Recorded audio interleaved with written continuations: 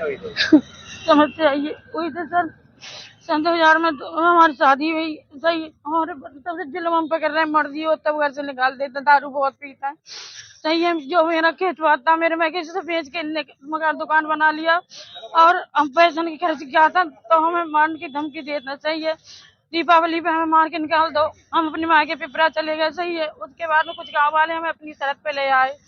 ऐसे इन 11 तारीख को हमारे संग में मारपीट की, तो हम अपने भैया जो मोबाइल है भैया उनके पास चले गए, और झूठी झूठी हमारे बारे में अफवाह निकलवा रहे हैं कि भाग गई, ये है कि वो है। ये जो समधी के साथ आपके आरोप लगाया गया, ये सब तरह से झूठ है सर। उनके पैसे कुछ आ रहे हैं 17,500 रुपए, तो हमसे कह रहे थे कि उनके पैसे नहीं देने। मैंने कहा उनके पैसे दे दो, तो कह रहे नहीं उनके पैसे नहीं देने। सर उन पे लालचन गलत लगाया गया है। तो पति के साथ आप रहना चाहेंगे?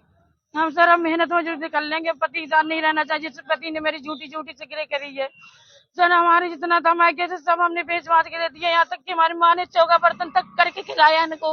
इनकी पान पुड़िया बीड़ी सिगरेट तक का खर्चा दिया मेरी माँ ने।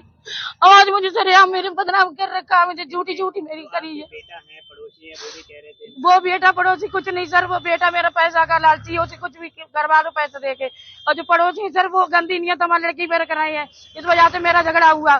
सही है, इससे पहले भी आपके ऐसी लड़ाई झगड़ा ऐसे सर चलना है। जब तक मेरी जमीन रही हम बेच बेच के देते रहे, और जब मेरी माँ खत्म, मेरे पास जमीन नहीं रही, तो मेरी माँ ने बधाइयों में सर काम कर करके हमारे घर में सब कुछ दिया है। नहीं, ये पूरा गांव जानता है मेरी माँ का सब कुछ है, उसमें मेरी चम्मच भी इनकी नहीं है सर।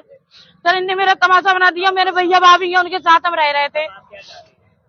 हम ये चाहते हैं सर मुझे न्याय मिले। मेरी गलत अफवाह उड़ाई यही है कि वो भाग गई, समझ के सर ये है वो है।